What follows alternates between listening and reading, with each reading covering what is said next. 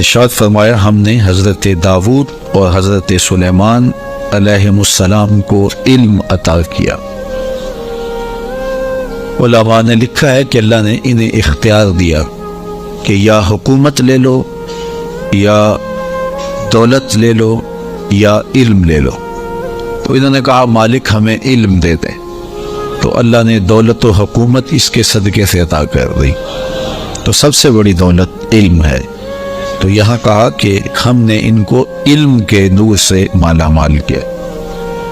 اور اگر بنظر غور مطالعہ کریں تو علم ہی شہنشاہی ہے۔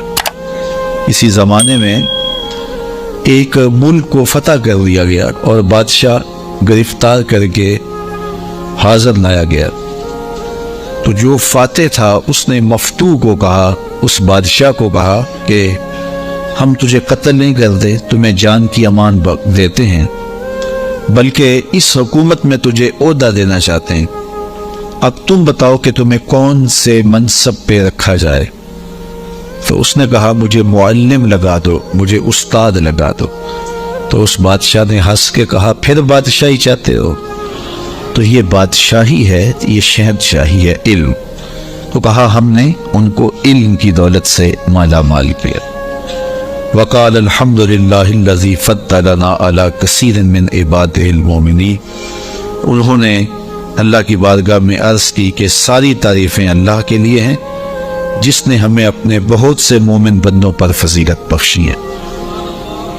نعمت کا شکریہ ادا کر رہے ہیں کہ اتنے اللہ کے بندے تھے، کتنی مخلوقات تھی، اور اہل ایمان بھی کتنے تھے، لیکن ہمیں علم دے کر کے اس نے فضل و شرف عطا کیا، اس پر ہم اللہ کا شکر ادا کرتے ہیں۔ تو علم نصیب ہو جانا یہ اللہ کی بہت بڑی نعمت ہے، اور اس پر شکریہ ادا کرنا چاہیے، شکریہ سے نعمت میں اضافہ ہوتا۔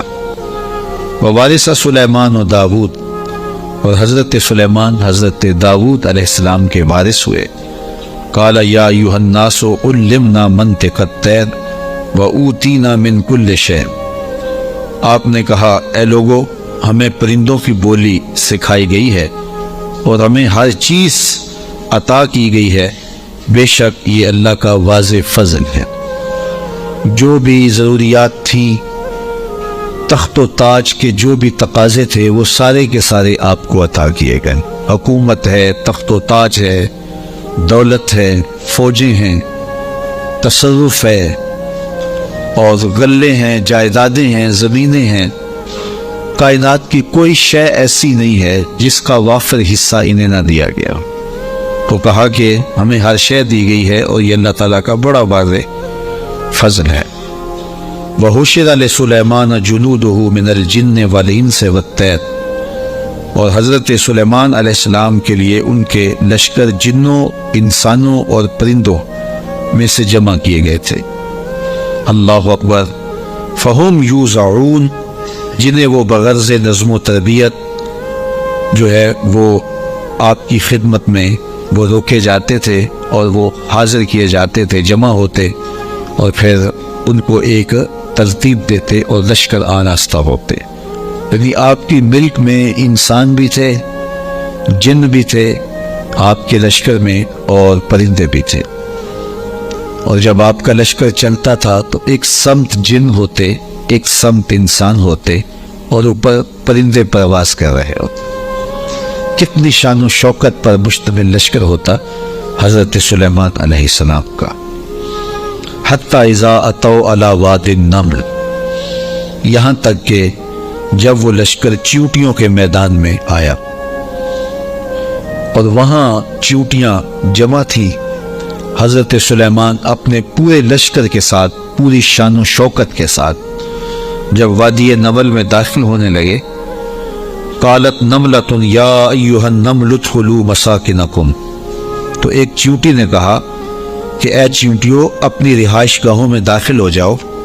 لا یحطمنکم سلیمان وجنودہ وہم لا یشعرون، حضرت سلیمان علیہ السلام اور ان کے لشکر تمہیں کچل نہ دیں اس حال میں کہ انہیں خبر بھی نہ ہو، التفات نہ کریں، توجہ نہ کریں، تم ننھی اور مہین مخلوق ہو اور ان کی توجہ تمہاری سمت نہ ہو، اور وہ गुजरते हुए तुम्हें रौंद डालें, बेखबरी में ऐसा हो जाए तो तुम जल्दी करो अपनी बिलों में दाखिल हो जाओ।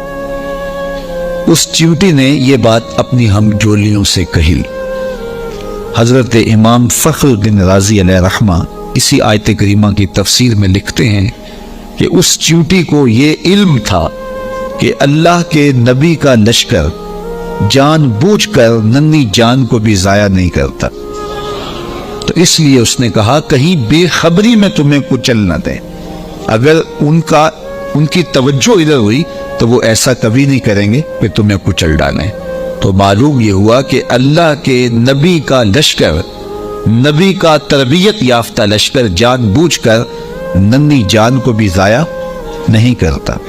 और जो जिस्मों के साथ बम बांध करके छोटे छोटे बच्चों में घुस जाते हैं और बाजारों में जाके फट जाते हैं और फिर बाद में बड़े फख्र से जिम्मेदारियां कबूल करते हैं, ये किसी नबी का लश्कर नहीं, शैतान का लश्कर। नबी का तरबियत याफ्ता लश्कर, कुरान बताता है, ये चींटी भी जानती थी कि नबी की तालीम इतनी वाज़े है और नबी अमन का पैगंबर भी होता है, इसलिए कभी ऐसा नहीं हो सकता कि नबी का तरबियत याफ्ता लश्कर हो और जानबूझ करके नन्ही जान को भी ज़ाया करे। रसूल करीम सल्लल्लाहु अलैहि वसल्लम जब कोई लश्कर रवाना करते तो उसे हुक्म देते कि बूढ़ों को कत्ल नहीं करोगे, बच्चों को कत्ल नहीं करोगे, औरतों को कत्ल नहीं करोगे, उनके मजहबी रहनुमाओं को, पादरियों को कत्ल नहीं करोगे, उनके इबादत खाने नहीं तोड़ोगे, फसलें नहीं उजाड़ोगे। ये काफिर जो थे, उन काफिरों के बच्चों को भी कत्ल करने से रोक दिया गया, काफिरों के बूढ़ों को कत्ल करने से भी रोक दिया गया, और जो कुफ्फार हैं उनकी खवातीन के कत्ल से भी मना कर दिया गया। और जो मुसलमानों की नस्लें काट के रख दे और इस पे जिम्मेदारियां कबूल करे, कोई बदबख्त होगा जो उनकी हिमायत करेगा और उनको इस्लाम का नुमाइंदा करार देगा। वो दुश्मन इस्लाम हो सकते हैं, इस्लाम के नुमाइंदे नहीं हो सकते। तो उस चींटी ने कहा कि अपनी दिलों में दाखिल हो जाओ, कहीं नबी का लश्कर बेखबरी में तुम्हें कुचल न दे। हजरत इमाम राजी लिखते हैं कि चींटी को ये इल्म था, इस इल्म की वजह से उस चींटी को कयामत तक आने वाली चींटियों का सरदार बना दिया गया, मलिका बना दी गई कयामत तक। अच्छा, अगर आपकी तवज्जो हो तो जात की चींटी है, रब ने उसके नाम की सूरत उतारी है। चींटी की हैसियत क्या होती है, लेकिन वो प्यार करने लगी ना नबी से, और उसको पता था कि नबी की तालीमात क्या होती हैं, तो उस तालीम के नतीजे में जात की चींटी है, लेकिन रब ने उसके नाम की सूरत उतार दी।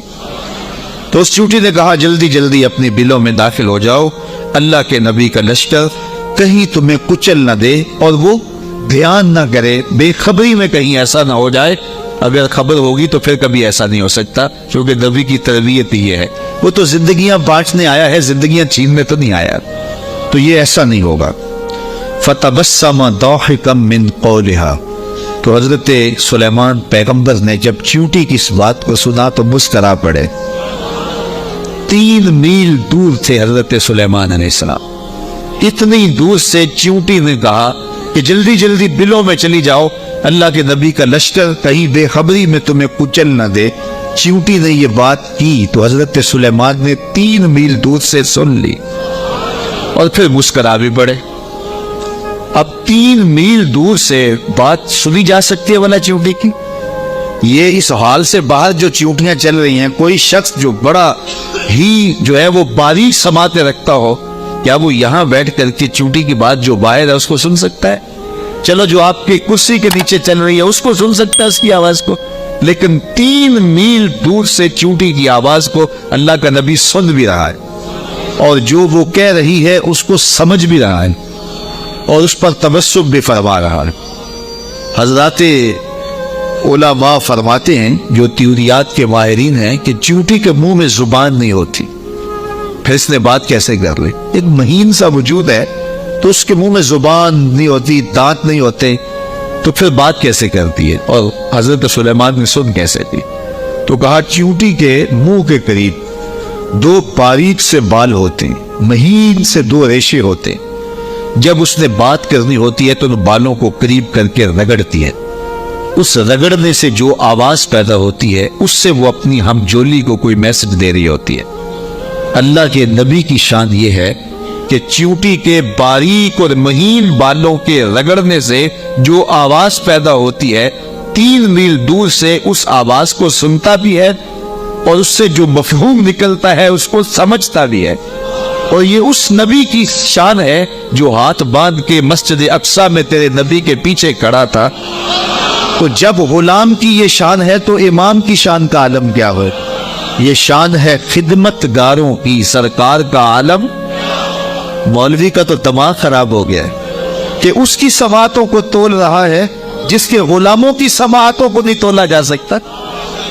اللہ اکبر۔ فتبسم ضاحکا من قولہا، یہ میں نہیں کہہ رہا، یہ قرآن کہہ رہا ہے۔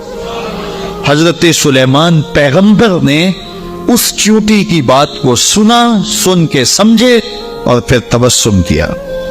اللہ اکبر۔ وقال رب اوزعنی ان اشکر نعمتک التی انعمت علی وعلی والدی وان اعمل صالحا ترضاہ وادخلنی برحمتک فی عبادک الصالحین۔ اور اللہ کی بارگاہ میں عرض کی حضرت سلیمان علیہ السلام نے کہ اے میرے پروردگار، مجھے اپنی توفیق سے اس بات پر قائم رکھ کہ میں تیری اس نعمت کا شکر بجا لاتا رہوں جو تو نے میرے اوپر کی اور میرے والدین کے اوپر کی۔ جو نعمتیں بندے کے اوپر ہوتی ہیں اس کا بھی شکریہ ادا کرنا چاہیے، اور جو صالح اولاد ہوتی ہے، جو ماں باپ پر نعمتیں عطا ہوئی ہوتی ہیں، ان کا بھی شکریہ ادا کر، کیونکہ ماں باپ کی نعمتیں اولاد تک بھی پہنچتی ہیں۔ مجھے بتاؤ، اگر میں اور آپ کسی کافر کے گھر میں پیدا ہوتے، معاذ اللہ کسی ہندو یا سکھ کے گھر میں پیدا ہوتے، تو آج کیا ہمارے سینے میں ایمان کا چراغاں ہوتا؟ ہم کسی یہودی کے گھر میں پیدا ہوتے تو ہمارے گھر میں ایمان کی روشنی ہوتی؟ ہم کہتے ہیں ہم بڑے سیانے ہیں، بڑے سمجھدار ہیں، ہم مطالعہ کرتے، ہم مختلف ادیان کو پڑھتے اور پھر مسلمان ہو جاتے۔ کیا ایسا ہوتا؟ یا کہ ہم اسی ظلمت اور اندھیرے میں ہوتے؟ تو پھر ہمارے ماں باپ تھے نا جو مسلمان تھے، اور ہم ان کی آغوش میں آئے تو اللہ نے وہ نور ہمیں بھی دیا۔ تو ہمیں اپنے اوپر ہونے والے اس کرم کا احسان کرنا، احسان جو ہے وہ اللہ کے حضور، اس کا شکر ادا کرنا چاہیے، اور ساتھ یہ بھی شکر ادا کرنا چاہیے کہ مالک تیرا کرم ہے کہ تو نے ہمارے ماں باپ کو دین دیا تھا، اور وہ نعمت ہمیں ان کی وساطت سے نصیب ہو گئی۔ علامہ اقبال کہا کرتے تھے، نام تو از پدر آموختم، حضور آپ کا نام میں نے اپنے باپ سے سیکھا تھا۔ وہ حضور کے عاشق تھے تو میں بھی حضور کا غلام بنا۔ ہمارے ماں باپ حضور کا نام لیتے تھے تو کیا کیفیتیں ہوتی، آنکھوں میں آنسو آ جاتے تھے۔ تو آج چونکہ وہ حضور کے عاشق تھے، وہ حضور سے محبت کرنے والے تھے، وہ اولیاء کی چوکھٹوں پہ جانے والے تھے، تو آج اللہ نے یہ دولتیں ہمارے سینے میں بھی رکھی۔ تو جب اس نعمت کا شکریہ ادا کریں جو ہمارے وجود پر ہیں، تو ان نعمتوں کا شکریہ بھی ادا کریں جو ہمارے والدین پہ ہوئی ہیں۔ تو حضرت سلیمان نے یہ ہمیں شکر کرنے کا ایک عجیب طریقہ دیا، خوبصورت طریقہ دیا، اور عرض کی مالک میں ان نعمتوں کا شکر ادا کرتا ہوں جو تو نے میرے اوپر کی، اور ان نعمتوں کا بھی شکریہ میں ادا کرتا ہوں جو میرے ماں باپ پر کی۔ اللہ اکبر۔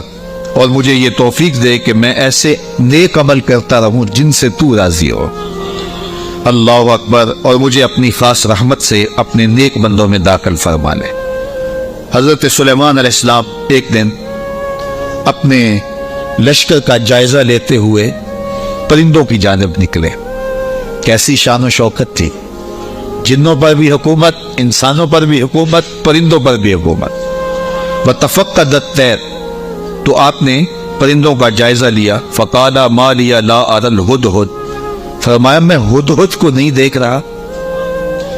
اور پھر فرمایا ام کان من الغائبین، وہ واقعی غائب ہو گیا ہے۔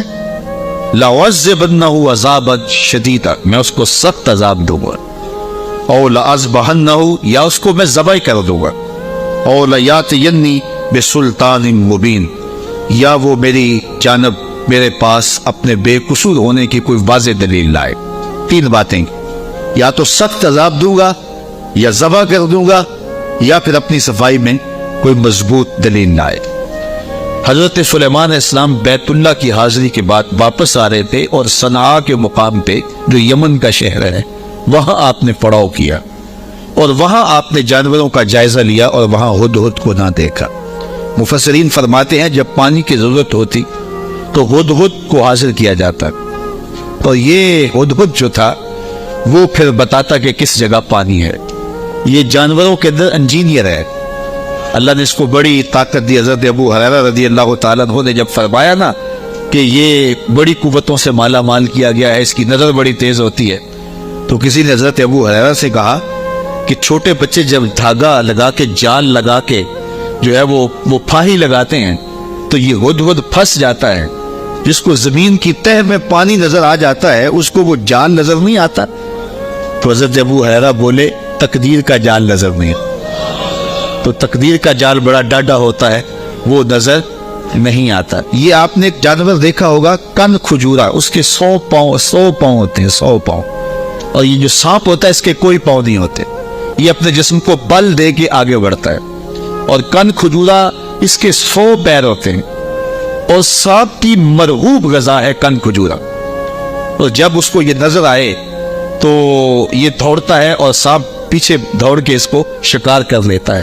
تو کسی نے کن کھجورے سے پوچھا کہ تیرے 100 پیر ہیں اور سانپ کا ایک بھی نہیں ہے اور پھر بھی تو پکڑا جاتا ہے؟ اس نے کہا تقدیر کے آگے پاؤں نہیں چلتے۔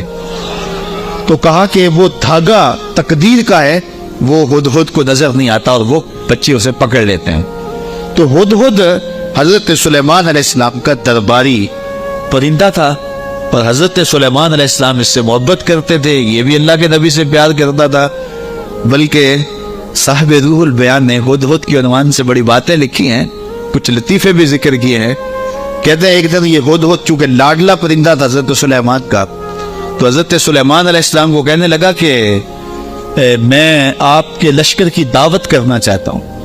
آپ نے کہا اتنا بڑا لشکر ہے اور تو میرے لشکر کی دعوت کرے گا؟ کہا جناب دعوت قبول کیجیے۔ تو کہا ٹھیک ہے، آج دوپہر کو میں آپ کے لشکر کی دعوت کروں گا۔ جب دوپہر کا وقت آیا تو دریا کنارے لشکر نے پڑاؤ کیا ہوا تھا، تو ہدہد کبھی دائیں کبھی بائیں اڑانے بھر رہا ہے، تو کہا میاں وقت ہو گیا ہے، اب لاؤ نا کھانا، تم نے آج ہماری دعوت کی ہے۔ کہا جی اسی کا انتظام کر۔ تھوڑی دیر کے بعد اس نے فضا میں ایک چڑیا شکار کی اور اس کو فضا میں توڑ کر کے پانی میں پھینک دیا، اور لشکر کو آواز دی جس کے ہاتھ میں بوٹی آتی ہے بوٹی لے لے، باقی شوربہ پی لے۔ تو اس پرندے سے چونکہ بڑا پیار تھا، جب اس کو نہ دیکھا تو غصے میں آ گئے، کہا ما لیا لا اری الہدہد، میں ہدہد کو نہیں دیکھ رہا، کیا وہ واقعی غائب ہے؟ اچھا میں اس کو ذبح کر دوں گا یا سخت سزا دوں گا، یا پھر وہ مجھے اپنی بے گناہی کی دلیل پیش کرے۔ اب ہدہد کہاں چلا گیا؟ حضرات مفسرین لکھتے ہیں کہ وہ حضرت سلیمان علیہ السلام استراحت کرنے لگے تو وہ اڑ کے قریب ایک باغ میں چلا گیا، وہاں ایک اور اس کا ہم جنس ہدہد بیٹھا ہوا تھا۔ اس نے پوچھا کدھر سے آئے ہو؟ اس نے کہا کہ میں اپنے نبی کے ساتھ گیا تھا، اپنے شہنشاہ کے ساتھ گیا تھا، اور ان کی حکومت جنوں پر بھی ہے، انسانوں پر بھی ہے، پرندوں پر بھی ہے۔ تو اس نے کہا کہ میری جو بادشاہ ہے میرے ملک وہ عورت ہے، اور اس کا ایک تخت بہت بڑا، آؤ میں تمہیں دکھاؤں۔ تو وہ ہدہد کو ساتھ لے گیا، اور اتنے میں دیر ہو گئی۔ حضرت سلیمان غصے میں آگے کہا کدھر ہے؟ لاؤ اسے حاضر کرو۔ آپ کا جو درباری شہباز تھا وہ اڑا فضا میں بلند ہوا تو ہدہد آتا دکھائی دیا، تو اس نے اس کے اوپر جھپٹ کے حملہ کرنا چاہا، تو ہدہد نے کہا تجھے واسطہ دیتا ہوں اس رب کا جس نے تجھے میرے پہ طاقت دی ہے، مجھے اپنا معاملہ حضرت سلیمان کے پاس جا کے پیش کر لینے۔ کہا انہوں نے کہا ہے کہ تجھے قتل کر دوں گا، ذبح کر دوں گا، یا تجھے سخت سزا دو، اب تو بچ نہیں پائے گا۔ تو ہدہد نے کہا کہ انہوں نے کوئی استثناء بھی کیا تھا؟ کہا ہاں، انہوں نے کہا تھا یا کوئی مضبوط خبر لائے، اپنا معقول عذر پیش کرے۔ کہا پھر خیر ہے۔ اب ہدہد حضرت سلیمان کے پاس آیا، اور مفسرین کہتے ہیں اس نے اپنے پر جھکا لیے اور دم بھی جھکا لی، اور حضرت سلیمان کے سامنے عرض کی کہ اس رب سے ڈریے جس کے حضور آپ رب قیامت کے دن پیش ہوں گے۔ بس یہ بات کہنے کی دیر تھی کہ حضرت سلیمان کا غصہ ٹھنڈا ہو گیا۔ فرمایا بتاؤ کدھر گئے تھے؟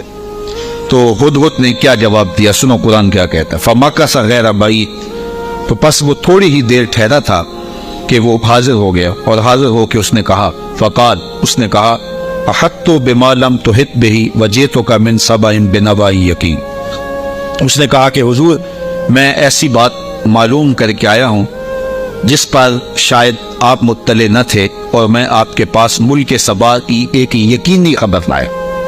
آپ نے اس چیز کا مشاہدہ نہیں کیا جس کا میں مشاہدہ کر کے آیا ہوں، تو میں ایک یقینی خبر آپ کو جو چشم دید ہے وہ بتانا چاہتا ہوں۔ حضرت سلیمان نے کہا بتاؤ۔ کہا انی وجدت امرأۃ تملکہم وأوتیت من کل شیء ولہا عرش عظیم۔ اس نے کہا میں ایک ایسی خاتون کو دیکھا ہے جو بادشاہت کے تخت پہ براجمان ہے۔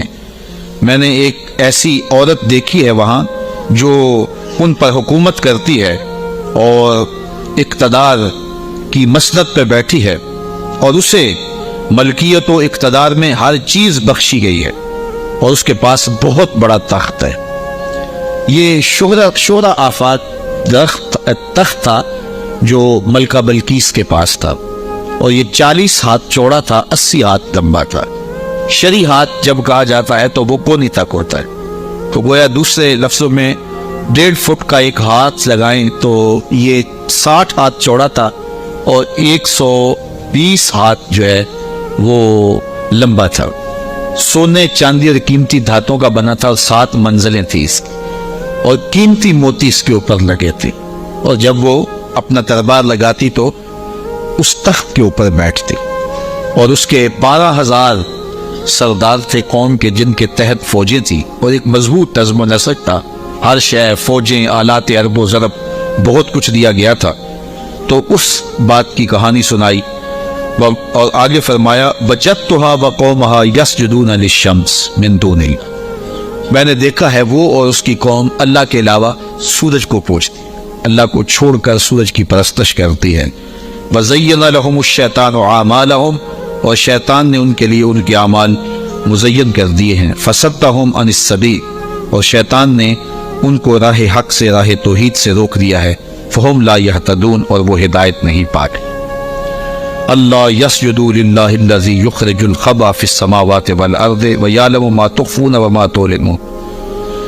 اللہ اکبر۔ اس لیے روکے گئے ہیں کہ وہ اللہ کے حضور سجدہ ریز نہ ہوں، جو آسمانوں اور زمینوں میں پوشیدہ حقائق اور موجودات کو باہر نکالتا ہے، یعنی ظاہر کرتا ہے، اور وَيَعْلَمُ مَا تُخْفُونَ، اور جو تم ظاہر کرتے ہو، جو تم چھپاتے ہو، وَمَا تُعْلِنُونَ، اور جو تم ظاہر کرتے ہو، جو تم چھپاتے ہو، وہ سب کو جانتا ہے، اس کی نظر میں کوئی پوشیدہ نہیں۔ اللہ لا الہ الا هو رب العرش العظیم، اللہ کے سوا کوئی عبادت کے لائق نہیں، وہی عظیم تخت اقتدار کا مالک ہے۔ ملکہ بلقیس کا تخت کیا ہے؟ تخت تو میرے رب کا ہے، عرش تو اس کا ہے، تو اس نے یہ بات کہی۔ حضرت سلیمان نے ہدہد سے کہا قالا سننظر اصدقت ام کنت من الکاذبین، کہا کہ ہم ابھی دیکھتے ہیں کہ تو سچ کہہ رہا ہے یا جھوٹ بول رہا ہے۔ قالا سننظر اصدقت ام کنت من الکاذبین، تو سچا ہے یا جھوٹا ہے۔ اذهب بکتابی ھذا فالق الیہم ثم تولى عنہم فانظر ماذا یرجعون۔ آپ نے خط لکھا اور ہدہد کو دیا، کہا اس کو لے جاؤ اور یہ خط ان کی طرف ڈال دو، اور اس کے بعد ان کے پاس سے ہٹ جاؤ، پھر دیکھ کہ وہ کس بات کی طرف رجوع کرتے۔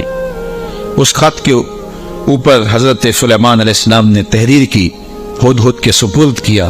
1 مہینے کی مسافت پر تھا یہ ملک سبا حضرت سلیمان علیہ السلام کے ملک شام سے۔ 1 مہینہ جاتے ہوئے لگتا تھا، 1 مہینہ آتے ہوئے لگتا تھا۔ کہا یہ خط لے جاؤ میرا، اور ملک سبا میں جاؤ اور ملکہ بلقیس کو دے آؤ، اور پھر دیکھو کہ وہ کیا کہتے ہیں۔ ہدہد نے خط پکڑا، بادشاہ تخت پہ بیٹھی تھی، اس نے جا کے خط پھینک دیا۔ جب ملکہ نے خط پکڑا اور اس کو کھولا اور پڑھا، نبی کی جلالت تھی، چونکہ صرف بادشاہ نہیں تھے، نبی بھی تھے، تو کہتے اس کا وجود کانپنے لگا، اور اس نے اپنی قوم کے سرداروں کو کہا کہ قالت یا ایھا الملأ انی القی الی کتاب کریم، اے میری قوم کے سرداروں، میری طرف ایک عزت والا خط ڈالا گیا ہے۔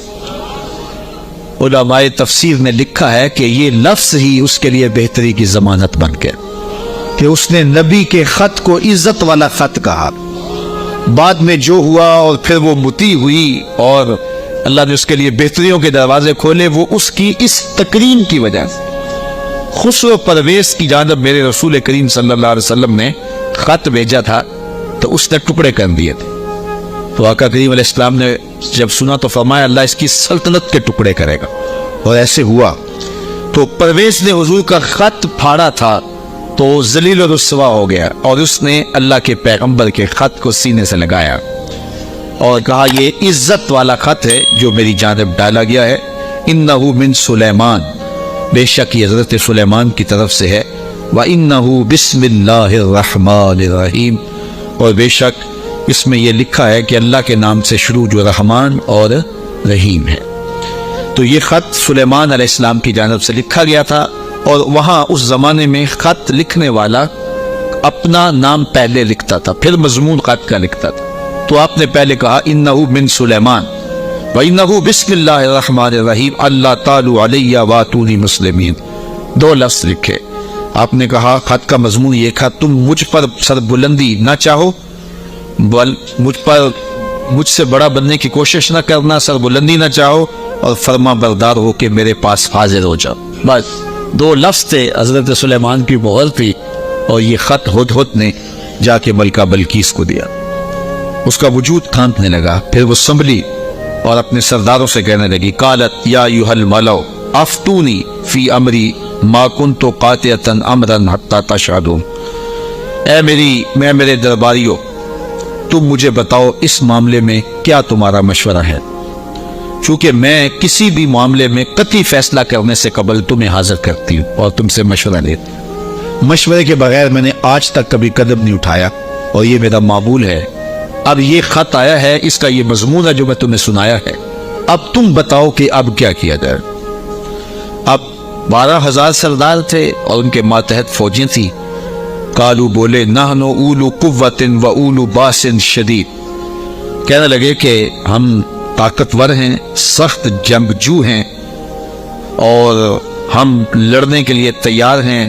قوم کا مورال بلند ہے، فوجیں پوری طاقت میں ہیں، آلات حرب و ضرب بھی ہیں، کوئی کمزوری نہیں ہے.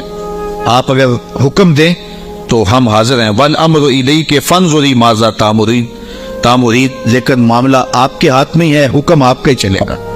لیکن ہماری جانب سے کوئی کمزوری نہیں، ہم بالکل تیار ہیں، مستعد ہیں، فعال ہیں، فوجیں تیار ہیں، مورال بلند ہے، لڑنے کے لیے آمادہ ہیں. تو اب آپ کا حکم ہے، کیا آپ حکم دیتی ہیں؟ قالت ان الملوک اذا دخلوا قریۃ افسدوها وجعلوا اعزۃ اہلها اذلہ، ملکہ نے کہا کہ بے شک جب بادشاہ کسی بستی میں داخل ہوتے ہیں تو اسے برباد کر دیتے ہیں اور وہاں کے باعزت لوگوں کو ذلیل و رسوا کر ڈالتے ہیں، اور یہ لوگ یعنی بادشاہ اسی طرح کریں گے. تو اگر تم مجھے موقع دو، اور میرا مشورہ یہ ہے کہ میں وَإِنِّي مُرْسِلَةٌ إِلَيْهِمْ بِهَدِيَّةٍ، میں پہلے ان کی طرف کوئی ہدیہ بھیجتی ہوں. ہم لڑائی کا طبل نہ بجائیں، ہم پہلے ان کی طرف ہدیہ بھیجیں، پہلے دیکھیں. فَنَاظِرَةٌ بِمَا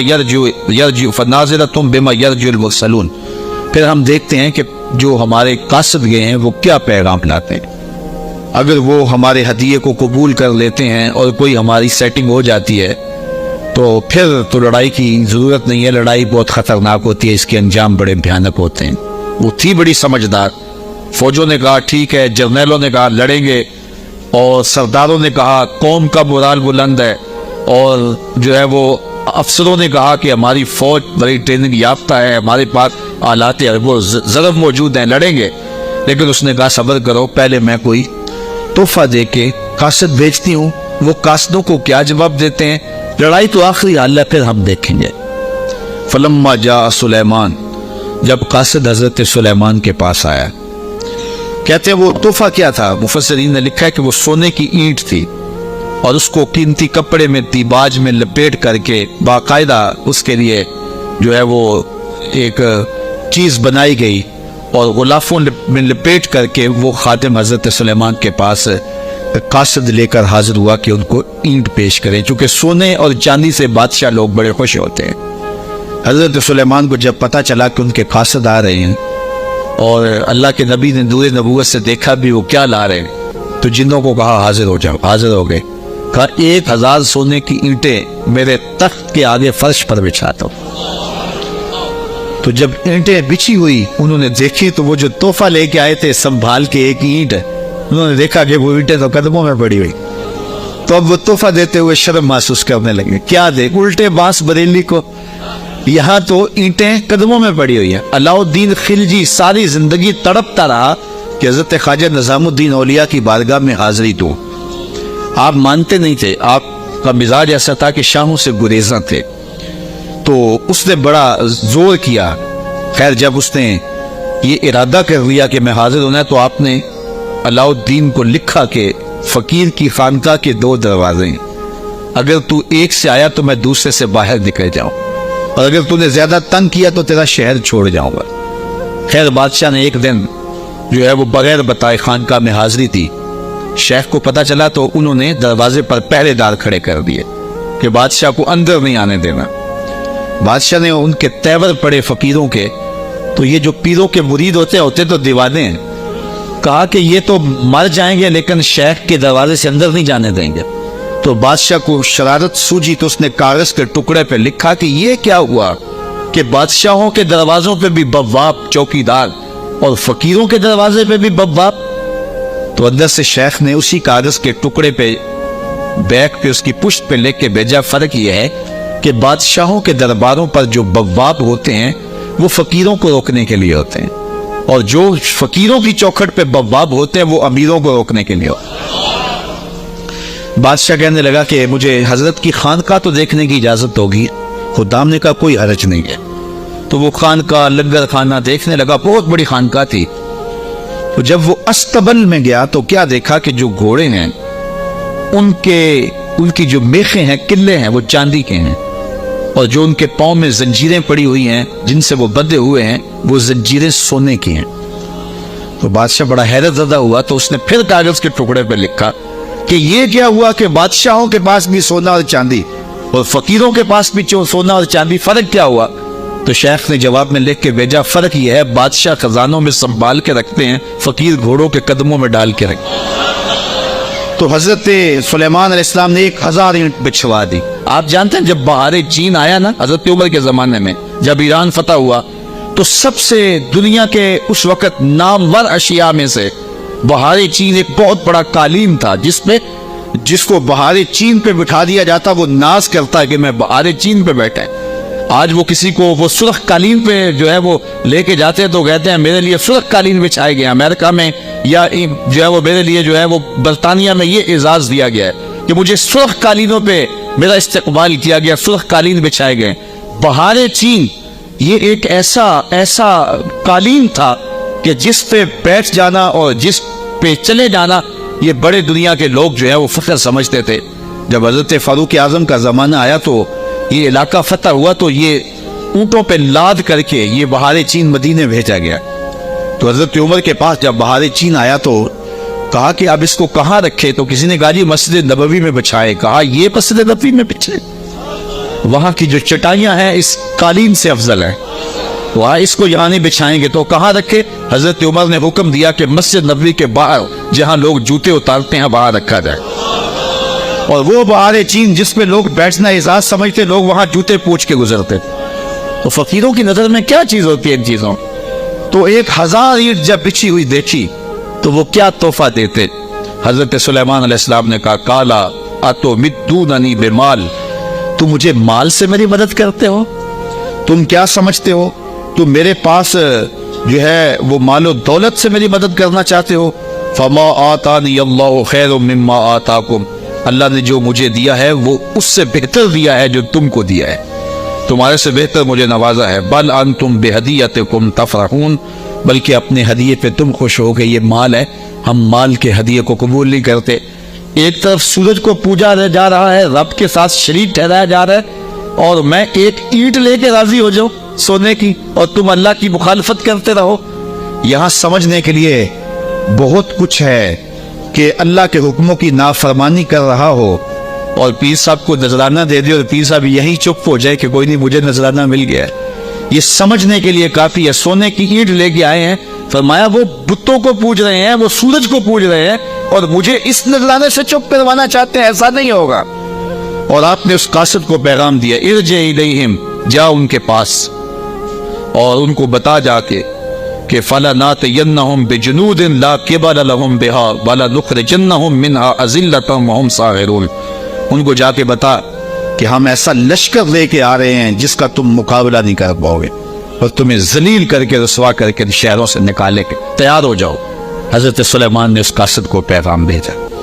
جب اس نے جا کے پیغام دیا اور حضرت سلیمان کے دربار کی کہانیاں سنائیں تو پھر لڑائی کی ہمت کس کو ہوتی؟ نبی کو اللہ نے روب دیا ہوتا ہے، نبی کا روب جو ہے وہ لوگوں پر پڑ جاتا ہے۔ اللہ اکبر، تو کس کو ہمت ہوتی؟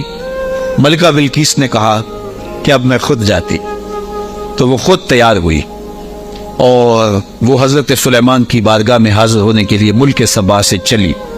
ادھر بھی وقت گزرتا گیا، جب 3 فرسخ دور وہ دربار سے رہ گئی، 1 فرسخ اور 3 فرسخ 5 کلومیٹر لگا لے، آپ یہ کہہ لیں کہ وہ بائی پاس پہ یا وہ یہ چناب پل پہ اتنے فاصلے پہ جب اس کا آنا ہوا تو حضرت سلیمان بیٹھے تھے اور آپ نے اپنے درباریوں سے کہا، قال یا ایھا الملأ ایکم یاتینی بعرشھا قبل ان یاتونی مسلمین۔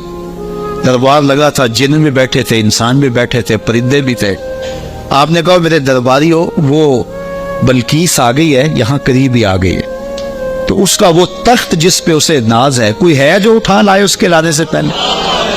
کیسی شان حضرت سلیمان کی، وہ بائی پاس پہ آ گئی اور تخت 1 مہینہ جاتے ہوئے لگتا ہے، 1 مہینہ آتے ہوئے لگتا ہے۔ یہ طاقتیں ہیں اللہ کے بندوں کی۔ اللہ اکبر، تو کہا وہ تو ادھر آ گئی ہے، تو کوئی ہے کہ اس کا تخت جا کے جلدی جلدی اٹھا لائے؟ تو جب آپ نے یہ بات کہی تو ایک جن اٹھا، قال عفریت من الجن انا آتیک بہ، ایک جن کہنے لگا حضرت میں لاتا۔ کب لاؤ گے؟ قبل ان تقوم من مقامک، آپ کی مجلس ختم ہونے سے پہلے پہلے حاضر کر دیتا ہوں۔ اور مجلس ختم ہوتی تھی زوال کے وقت، دوپہر کے وقت، صبح شروع ہوتی اور دوپہر کو ختم ہو جاتی، تو کچہری لگی تھی، کہا کچہری ختم ہونے سے پہلے پہلے میں لے آتا ہوں۔ وَإِنِّي عَلَيْهِ لَقَوِيٌّ أَمِينٌ، طاقتور بھی ہوں، لے بھی آؤں گا، اور امین بھی ہوں، کوئی ایک موتی بھی ضائع نہیں ہوگا، تو تخت میں لے کے آتا۔ اور 1 مہینہ میں نے عرض کیا جاتے ہوئے لگتا ہے، 1 مہینہ کئی ہاتھ موٹا تھا، 7 منزلیں تھی، 40 ہاتھ چوڑا تھا، 80 ہاتھ لمبا تھا، سونے اور چاندی اور قیمتی جواہر سے مرصع تھا، اور 7 کوٹریوں میں مکفل تھا، تالے لگے تھے، پہرے دار کھڑے تھے، جیب میں ڈال کے بھی لانا ہو پھر بھی 2 مہینے چاہیے۔ اور اس تخت کو لانے کا کہا تو پہر تک لے آتا ہوں، بڑی بات تھی نا۔ حضرت سلیمان خوش ہو جاتے کہ بڑی بات ہے، تو میں نہیں، مجھے اس سے بھی پہلے چاہیے، مجھے اس سے بھی پہلے چاہیے۔ پھر وہ اٹھا جس کے سینے میں زبور کا علم تھا، قال الذی عندہ علم من الکتاب، پھر وہ شخص کھڑا ہوا جس کے سینے میں علم زبور تھا، وہ آپ کا خالہ زاد بھی تھا، آپ کا صحابی بھی تھا، عاصب بن برخیہ نام علماء تفسیر نے بتایا ہے، اور اسے اسم اعظم آتا تھا۔ وہ کھڑا ہو گیا، اس نے کہا انا آتی کا بہی، حضرت میں لے آتا ہوں۔ کہا کب لاؤ گے؟ وہ تو دوپہر تک کا وقت دے رہا ہے، تم کب لاؤ گے؟ تو سنو اس نے کیا کہا، بولا قبل ان یرتد الیک طرفک، حضور آپ آنکھ بعد میں جھپکیں گے، تخت پہلے پڑا ہو، آپ آنکھ بعد میں جھپکیں گے، تخت پہلے پڑا ہوگا۔ اللہ اکبر، فلما رآہ مستقرا عندہ قال ھذا من فضل ربی، حضرت سلیمان نے بھی آنکھ جھپکی نہیں تھی، تخت سامنے پڑا ہو۔ حضرت سلیمان بے ساختہ پکار اٹھے، یہ میرے رب کا فضل ہے جس نے میرے امتی کو یہ طاقت دی۔ یار بنی اسرائیل کے نبی کے امتی کی یہ شان، تو بنی اسرائیل کے یہ نبی مقتدی بن کے جس کے امام کے پیچھے کھڑے تھے مسجد اقصی میں، اس امام کی شان کا عالم کیا ہو؟ یہ شان ہے خدمت گاروں کی، سرکار کا عالم۔ کہا میں لاتا ہوں، اور اس کے آنے سے پہلے کیا حضرت آنکھ جھپکنے سے پہلے حاضر کر دو۔ اور حضرت سلیمان نے ابھی آنکھ جھپکی نہیں، تخت سامنے پڑا ہوا تھا۔ اللہ اکبر، لیبلونی ااشکر ام اکفر، کہا کہ میرے رب نے مجھے آزمایا ہے، میرا رب مجھے پرکھتا ہے کہ میں اس کا شکر کرتا ہوں یا कुफरान करता हूँ या इनकार करता हूँ। अल्लाह अकबर। फरमाया वमन शकर फइन्नमा यशकुरु लिनफ्से, जो शुक्र करता है वो अपने लिए ही शुक्र करता है। अल्लाह का क्या फायदा करेगा, अपना ही फायदा होगा। तो मैं उसका शुक्र करता हूँ जिसने मेरे एक उम्मती को ये ताकत अता की, ये शान अता की। यार जब बनी इसराइल के एक वली की ये शान है तो इस उम्मत के औलिया की शान का आलम क्या हो। सिर्फ एक वाकया, शहर बुखारा में, शहर काबल में हजरत इमाम शाह नक्शबंद बुखारी अलैहि रहमत तशरीफ लाए तो लोगों का हुजूम हो गया। बादशाह वक्त की लौंडी वहां से गुजरते हुए रुकी तो लोगों का हुजूम देखा, कहा माजरा क्या है, कहा बुखारे वाले पीर आए हुए।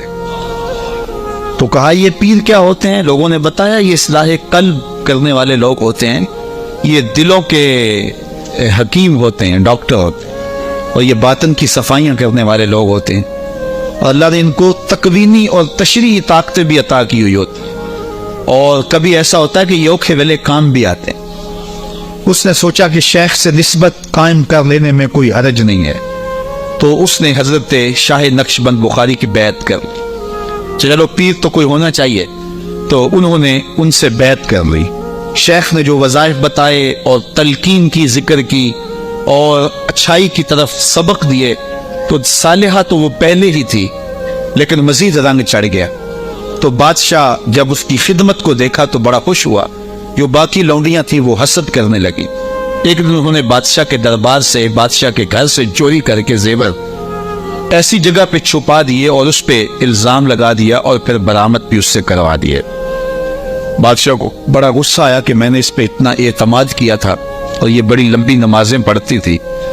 बादशाह ने हुक्म दिया कि इसको चौबारे पे ले जाओ और वहां से धक्का दे दो।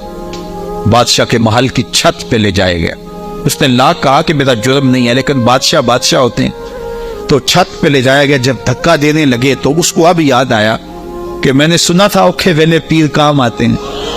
तो उसने बुखारे की तरफ मुंह करके कहा, शया लिल्ला चू गदाए मुस्तमंद अल मदद खाहम जिशाहे नक्शबंद। सुना है औखे वेले पीर काम आते हैं, इससे औखा वेला मेरे पे तो नहीं आ सकता। ये उसने कहा तो पीछे जल्लाद ने धक्का दे दिया। जब नीचे आई तो हजरत शाह नक्शबंद बुखारी का दामन फैला हुआ था। आपने आराम से पकड़ के नीचे रख दिया। तो इसने हैरत से पूछा, हजरत आप कब आए हैं? तो शाह नक्शबंद बुखारी फरमाने लगे, तू अज चबारा आमदी मन अज बुखारा आमदम। तो चुबारे से चल पड़ी थी, मैं बुखारे से चल पड़ा। तो कहा, हजरत आंख झपकने से कबल वो तख्त हाजिर कर दूंगा। जब तख्त हाजिर हो गया, कहा ये मेरे रब का फजल है जिसने मुझे इतनी ताकत अता फरमाई। वमन कफरा फइन्ना रब्बी गनियुन करीम। और अगर कोई वलियों की इस ताकत को नहीं मानता, नबियों की इस ताकत को नहीं मानता, अल्लाह के बंदों की ताकतों को नहीं मानता, अल्लाह को परवाह भी कोई नहीं। ना माने कोई, अल्लाह को क्या परवाह है, वो गनी भी है और करीम भी है।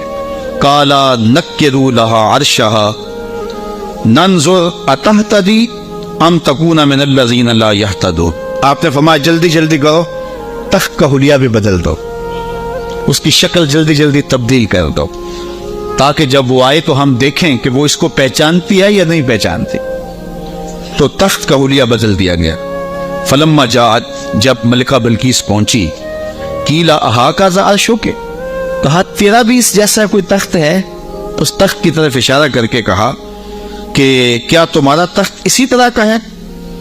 तो कालत कान्ना हुआ, बोली ये वही तो है, ये वही तो है, बोली ये वही है। वऊतीनल इल्मा मिन क़ब्लिहा व कुन्ना मुस्लिमीन। उसने कहा कि हमें इसकी पहले खबर होगी। हजरत आप तख्त को बदल बदल के ना दिखाएं, हम पहले ही मान गए हैं, हम पहले ही मान गए हैं और हम मुती बन के आए हैं, फर्मा बरदार बन के आए हैं। वसद्दहा मा कानत ताबुदु मिन दूनिल्लाह। और उस मलका को उस माबूद बातिल ने पहले कबूल हक से रोक रखा था। अल्लाह अकबर। किसने? जिसको वो अल्लाह के अलावा पूछती थी। इन्नहा कानत मिन कौमिन काफिरीन। बेशक वो काफिर कौम से थी। कीला लहा उदखुली सरहा। उसको कहा गया अब महल में आज। ये तो मंजर बाहर ही था, कहा अब आ जाओ हमारे महल के अंदर। जब महल में दाखिल हुई فلما رأته حسبته لجہ، ایسے کیا گیا تھا کہ پانی ڈال کر کے حوض بنا کے اس میں پانی ڈالا، مچھلیاں ڈالے اور اس اوپر ایک شیشہ رکھ دیا، اور وہ شیشہ اتنا خوبصورت تھا اور اتنا لطیف تھا کہ محسوس نہیں ہو رہا تھا شیشہ ہے، لگتا تھا آگے تالاب ہے، تو اور کوئی راستہ بھی نہیں تھا۔ تو جب وہ گزرنے لگی حسبته لجہ، اس نے اس نیلگوں پانی کی لہریں جب چلتی ہوئی دیکھی تو وہ سمجھی کہ یہ تو کوئی جو ہے وہ تالاب ہے۔ وَكَشَفَتْ عَنْ سَاقَيْهَا، اس نے اپنی پنڈلیوں سے کپڑا اوپر کر لیا۔